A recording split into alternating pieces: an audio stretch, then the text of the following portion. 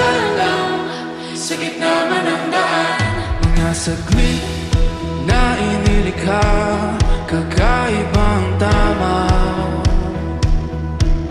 nang sinag sa iyong kutis na kayo manggihos ang bahay.